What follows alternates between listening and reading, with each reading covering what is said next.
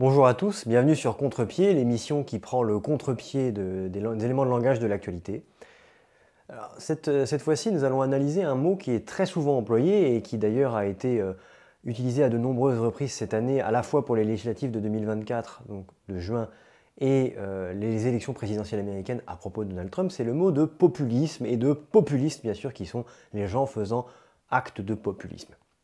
Alors vous verrez qu'il y a des liens assez forts avec l'épisode qu'on avait fait, la série d'épisodes que nous avions fait sur le faire barrage, mais le populisme a un usage quelque peu étrange en fait. Parce qu'à l'origine, il s'agit d'un mot de la littérature scientifique, de la science politique, qui était utilisé pour qualifier et analyser certains régimes autoritaires sud-américains, où, pour faire simple, un homme seul, enfin un dirigeant seul, utilisait son charisme pour manipuler la foule, dans une forme d'oclocratie, de régime de la foule, contre une élite, et, enfin plutôt en accusant une élite bien sûr de plutocratie, donc c'est-à-dire contre une élite, au nom de son pouvoir personnel. C'est donc un acte de manipulation. Et lorsque les commentateurs et les hommes politiques qui, comme on l'avait vu sur le faire barrage, se qualifient eux-mêmes de républicains contre ceux qui ne le sont pas, je pense notamment au Rassemblement national, quand ces hommes utilisent le mot populisme et qualifient leurs adversaires de populistes, ils les accusent en fait de manipuler leurs électeurs, finalement de n'en avoir rien à faire d'eux, mais de s'en servir dans le cadre d'une lutte politique. Mais ce qui est très intéressant ici, c'est que le mot est utilisé de manière, je dirais, maladroite. Parce que ces gens ne se rendent pas compte que derrière, le plus intéressant, ce n'est pas ce qu'ils disent de leurs adversaires, mais c'est ce qu'ils disent de leur vision des Français. Et on va le dire clairement, ils prennent les Français pour des veaux.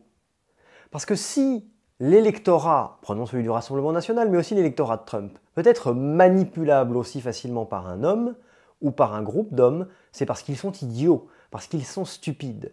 Ce que cela dit des gens qui prononcent ce mot, c'est-à-dire populisme ou populiste, c'est qu'ils prennent les électeurs pour des idiots. Ils les méprisent, ils les détestent. Et au fond, ils ne leur donnent ni crédit, ni intérêt, ni aspiration. Il s'agirait d'une masse informe qui finalement n'a aucune idée de là où elle est, ni des objectifs, ni des opinions, ni d'une politique pour la nation. Ils ne comprennent finalement rien. D'ailleurs, vous le voyez, quand ils disent « on n'a pas fait suffisamment de pédagogie, nous n'avons pas été suffisamment dans l'explication », mais c'est qu'en fait, ils considèrent que vous êtes stupide, vous n'avez pas compris.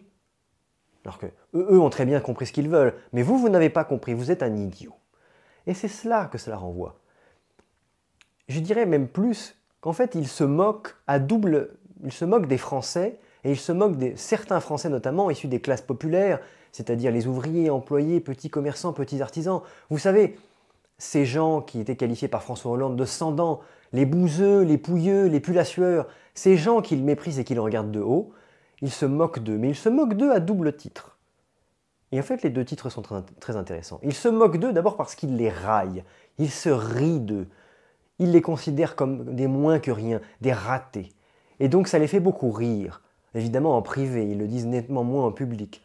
Ce ne serait pas très vendeur. Parce qu'il faut quand même caresser dans le sens du poil ces gens. Ils pourraient être dangereux, on y reviendra. Mais deuxièmement, ils se moquent d'eux au deuxième sens du terme. Ils se moquent d'eux parce qu'ils les ignorent. Et en la matière, le pro, c'est BHL.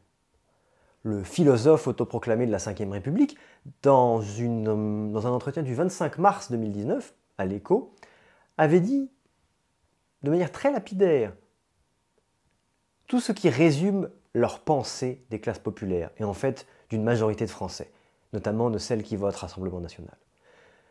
Bernard-Henri Lévy avait dit les votes populaires, point d'interrogation, pour un philosophe il ne sait pas construire une phrase, les votes populaires, point d'interrogation, il ne faut pas les prendre en compte. Tout est dit. Le vote populaire n'a pas de poids ni d'intérêt. Il n'est là que parce qu'on n'a pas le choix. Et d'ailleurs, il vaudrait mieux qu'ils s'abstiennent. Et ils sont très heureux quand les classes populaires s'abstiennent. Au fond, si les populos, comme ils le disent, les sans-dents ont le droit de prendre la parole parce qu'il faut bien leur laisser, ils devraient avoir conscience qu'on ne prend la parole que uniquement lorsqu'on en est pertinent. Et comme ils ne le sont jamais, eh bien, ils devraient la fermer pour toujours. Voilà, en somme, ce que dit le mot populisme. C'est une insulte et une méprise à l'égard d'une majorité de Français. Et je dis qu'au contraire, il faut être fier de représenter les classes populaires, surtout si l'on est désigné par ses adversaires comme le représentant des dites classes. Je vous remercie de m'avoir écouté. Si cette vidéo vous a plu, n'oubliez pas de vous abonner à la chaîne si ce n'est pas déjà fait, d'aimer, de commenter et de partager la vidéo au maximum. Et quant à moi, je vous dis merci et à bientôt.